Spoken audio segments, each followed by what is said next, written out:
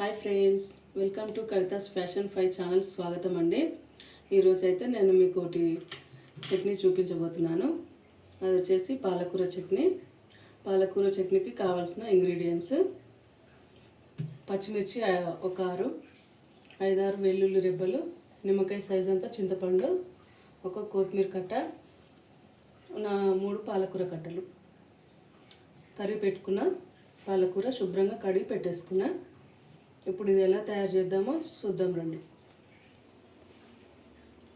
Hi అండి.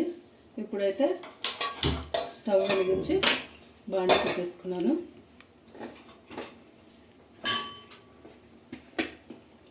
కొద్దిగా oil వేసుకోవాలి, 2 టేబుల్ స్పూను. ఇప్పుడు పచ్చిమిర్చి అయితే వేస్తున్నా.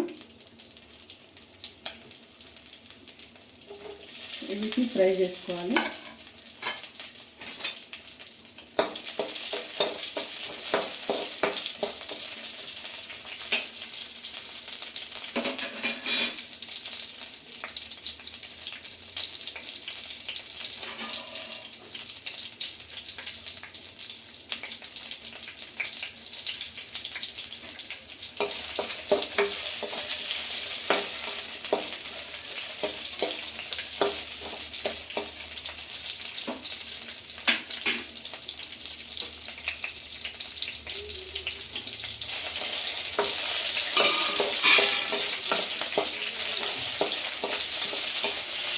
ఫ్రై అయిపోయాయి కదా, ఇప్పుడు ఇవి తీసి పక్కన పెట్టేసుకున్నాం.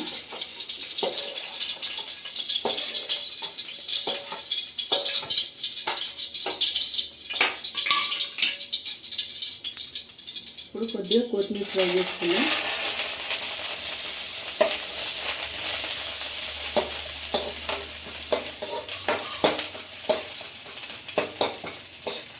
ఇది బాగా వేగిపోయింది కొత్తిమీర.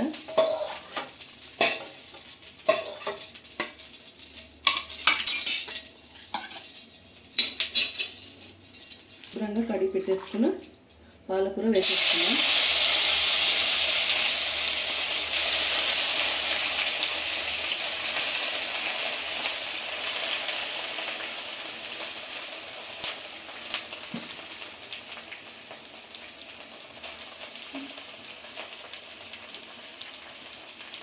ఇప్పుడు దీన్ని ఫ్రై కానివ్వాలి పాలకూర.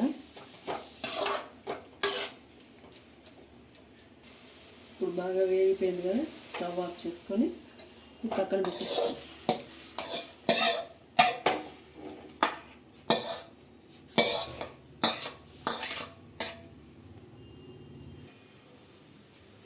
హాయ్ ఫ్రెండ్స్, ఇప్పుడైతే కొంచెం నువ్వుల పొడి వేసుకోవాలి మిక్సీ జార్లో.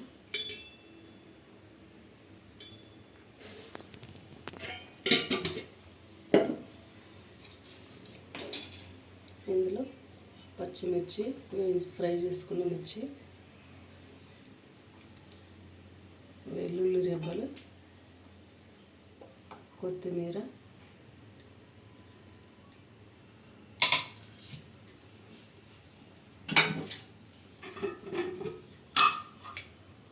రుచికి సరిపడా సాల్ట్ వేసుకోవాలి.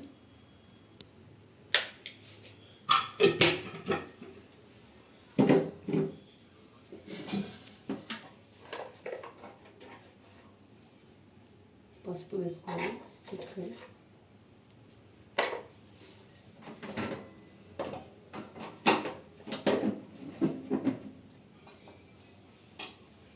ఇందులో నానబెట్టిన చింతపండు అయితే వేసుకోవాలి.